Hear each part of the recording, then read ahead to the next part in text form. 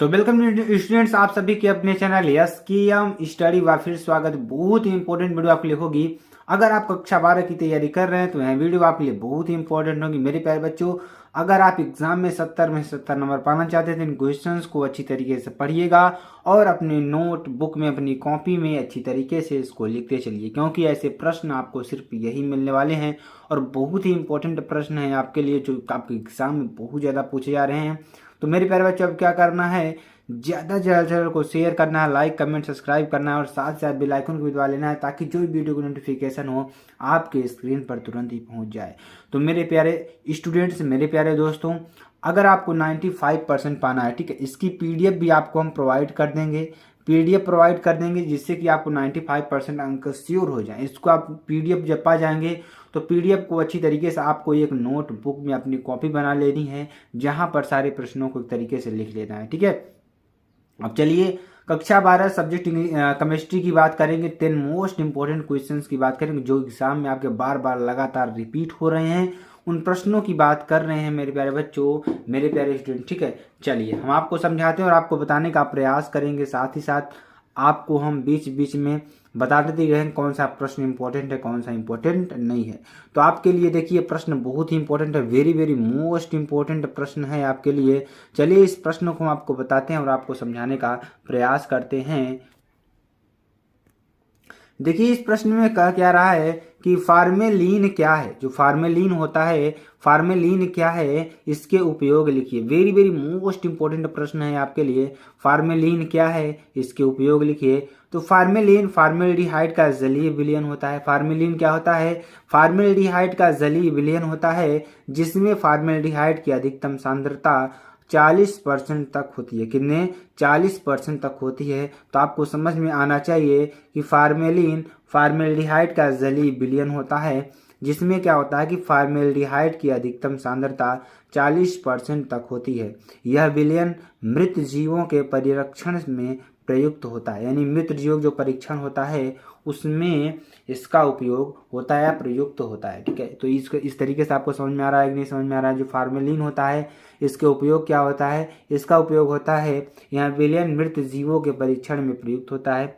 और यहाँ देखिए, और यह क्या है, तो फार्मेलिन फार्मेल्डिहाइड का जलीय विलयन होता है जिसमें फार्मेल्डिहाइड की अधिकतम सांद्रता 40% होती है, ठीक है। चलिए अगला क्वेश्चन देखिए।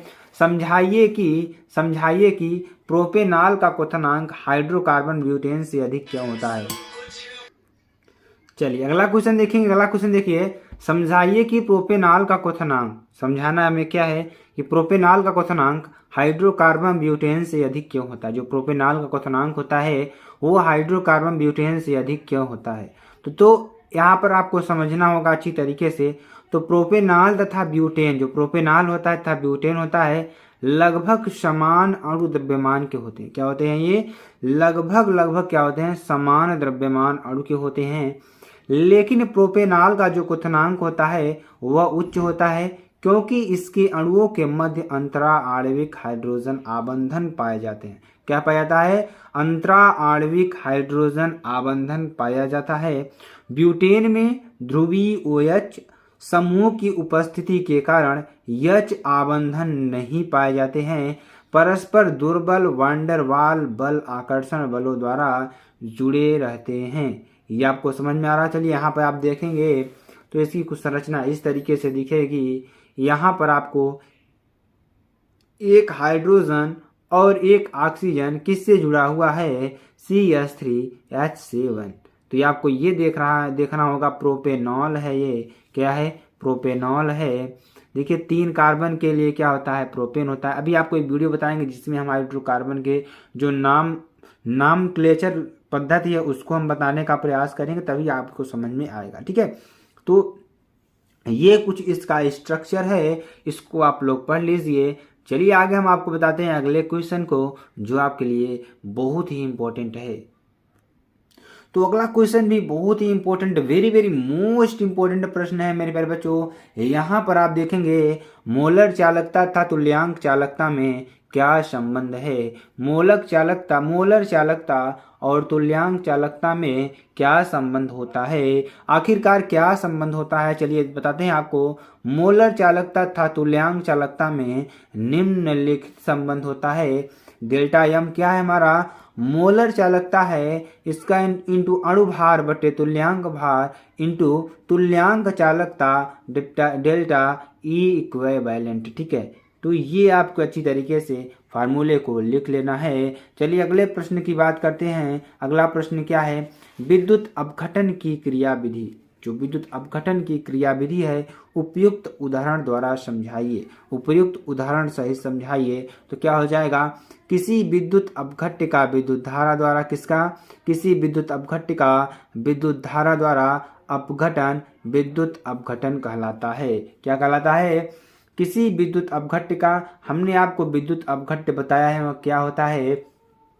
जब मान लीजिए कोई बर्तन में हम क्या कर लेते हैं, किसी बर्तन में कोई हम विलयन लेते हैं, तो उस विलयन में जिस धातु का विलयन हम लेते हैं उसी धातु को एक लोहे की छड़ लगा दी जाती है। उसी धातु की छड़ लगा करके हम क्या करते हैं, उसमें विद्युत का प्रवाह करते हैं, जिसको इस पूरे समायोजन को ही हम क्या कहते हैं? विद्युत अपघट्य कहते हैं। अब अपघट्य का विद्युत धारा द्वारा अपघटन विद्युत अपघटन कहलाता है। चलिए उदाहरण के तौर पर इसको समझेंगे तो क्या हो जाएगा? गलित सोडियम क्लोराइड में, किसमें? गलित सोडियम क्लोराइड में विद्युत धारा प्रवाहित करने पर यह सोडियम और क्लोरीन में अपघटित हो जाता है। क्या करा है? गलित सोडियम क्लोराइड में विद्युत धारा प्रवाहित करने पर यह सोडियम और क्लोरीन में अपघटित हो जाता है। जैसे कि 2NaCl किसका कार्य करेगा? विद्युत अपघटन का। क्या हो जाएगा? 2Na+Cl2। इसका क्या हो जाएगा? गलित सोडियम क्लोराइड। ये हमारा क्या है? गलित सोडियम क्लोराइड है और यह विद्युत अपघटन करेगा तो 2Na+Cl2 बनाएगा, जिसे सोडियम और क्लोरीन कहते हैं।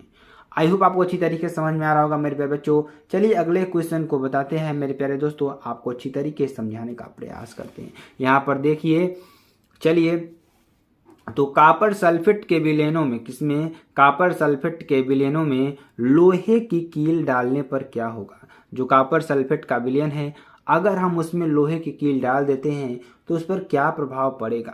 ठीक है, तो आप सभी लोग अगर इमेजिन करिए कि हम कॉपर सल्फेट का हमारा पास कोई विलयन है, अगर उस विलयन में हम कील को डालते हैं, कील डालने पर क्या होगा? तो कॉपर सल्फेट के विलयन में लोहे की कील डालने पर लोहे की कील के ऊपर कॉपर की परत चढ़ जाएगी। किसकी? कॉपर की परत चढ़ जाएगी, क्योंकि कॉपर की सक्रियता लोहे से कम होती है। अगर हम कॉपर सल्फेट के विलयन में लोहे की कील डालेंगे तो जो कॉपर सल्फेट का विलयन है उस लोहे के कील पर एक अपनी परत बना के उससे चिपक जाएगा। जैसे आप पेंट करते हैं ना, चिपक जाता है, सेम टू सेम उसी क्रिया, वैसी ही क्रिया यहाँ पर होने वाली है। चलिए अगले क्वेश्चन की बात करते हैं। अगला क्वेश्चन देखिए, सीरियम की परमाणु क्रमांक, सीरियम परमाणु क्रमांक कितना? 58। सीरियम की +3 एवं +4 ऑक्सीकरण अवस्थाएं स्थायी क्यों होती हैं? जो सीरियम होता है, सीरियम की +3 और +4 ऑक्सीकरण अवस्थाएं अस्थायी क्यों होती हैं? तो इसका कारण यह है कि +3 एवं +4 आयनों की आयनन ऊर्जा एवं जालक ऊर्जा का योग अधिक ऋणात्मक होता है। क्या होता है? अधिक ऋणात्मक होता है। ठीक है, चलिए लैंथेनाइट तत्वों के 2 उदाहरण दीजिए, इनके 2 मुख्य उपयोग लिखिए। क्या करा है? लैंथेनाइट तत्वों के 2 उदाहरण दीजिए, इनके 2 मुख्य उपयोग लिखिए। तो क्या हो जाएगा? सीरियम यूरोपियम या टर्बियम टीबी। क्या कहा जाएगा? Cerium Ce, europium EU, terbium TB. ये आपका क्या हो जाएंगे? 2 उदाहरण हो जाएंगे। ठीक है, अब देखेंगे यहाँ पे सीरियम का उपयोग क्या होता है। सीरियम ताप तथा परावैंगनी प्रकाश दोनों का अवशोषण करता है। क्या करता है? सीरियम ताप तथा परावैंगनी प्रकाश दोनों का अवशोषण करता है, अतः इसका उपयोग चश्मे बनाने में किया जाता है। क्या बनाने में? चश्मे बनाने में किया जाता है। पेट्रोलियम पदार्थों के भंजन के लिए सीरियम फास्फेट का उपयोग किया जाता है। किसका? पेट्रोलियम पदार्थों के जो भंजन है उसका भंजन करने के लिए हम किसका उपयोग करेंगे? सीरियम फास्फेट का उपयोग किया जाता है। ठीक है, उसके बाद हम बात करने वाले हैं गैस मेंटल बनाने। और गैस का मेंटल मतलब आप लोग गैस पहले जलाते थे तो उसमें एक कपड़े का कुछ धागा कपड़े का जो एक बल्ब की तरह लगाते थे और उसमें माचिस मारते थे गैस जलाकर, तो वो बहुत ज़्यादा प्रकाश करता था। उसी को हम क्या कहते हैं, गैस मेंटल कहते हैं। तो गैस मेंटल बनाने और ग्लास पॉलिश करने में सीरिया CeC2 का उपयोग होता है। किसका? सीरिया का उपयोग होता है। ठीक है, चलिए आगे को बताते हैं। फ्रैंकलैंड अभिक्रिया का रासायनिक समीकरण लिखे। किसका? फ्रैंकलैंड अभिक्रिया का रासायनिक समीकरण आपको लिखना है 2CH3CH2I plus ZN CH3CH2CH2CH3 plus ZnI2। तो यहाँ पर ही आपकी अभिक्रिया बनने वाली है। ठीक है, तो इस तरीके से इसको आपको अच्छी तरीके से पढ़ लेना है। तो चलिए अगले क्वेश्चन की बात करते हैं। अगला क्वेश्चन देखिए, क्लोरोफॉर्म को प्रकाश एवं वायु के प्रभाव से बचाने के लिए कौन सी सावधानियां बरती जाती हैं? जो क्लोरोफॉर्म होता है आप लोग सभी जानते हैं बहुत ज़्यादा क्रियाशील होता है। तो क्लोरोफॉर्म को प्रकाश एवं वायु के प्रभाव से बचाने के लिए कौन सी सावधानियां बरती जाती हैं? तो क्लोरोफॉर्म को रंगीन बोतलों में, किसमें? रंगीन बोतलों में काले कागज में लपेटकर अंधेरे में मुंह तक भरकर तथा 1% C2H5OH की कुछ बूंद मिलाकर रखना चाहिए। ठीक है, तो ये था कुछ सावधानियां, इसकी कुछ प्रिकॉशंस थे जो आपके एग्जाम के लिए बहुत ही इंपॉर्टेंट है। तो मेरे प्यारे बच्चों, अगर आपको वीडियो पसंद आती है तो आप चैनल को लाइक शेयर कमेंट सब्सक्राइब जरूर कर दीजिएगा और वीडियो को शेयर दबा कर करिए, क्योंकि अब जो आपके मित्र हैं 2023 बोर्ड वाले, उनको तक वीडियो यहाँ पहुँचनी चाहिए, जो आपके लिए बहुत ही इंपॉर्टेंट होगा। तो मेरे प्यारे बच्चों, अगर आपको वीडियो पसंद आती है आप चैनल को लाइक शेयर कमेंट सब्सक्राइब कर सकते हैं। फिर मिलते हैं नेक्स्ट वीडियो में नए टॉपिक के साथ। तब तक के लिए जय हिंद।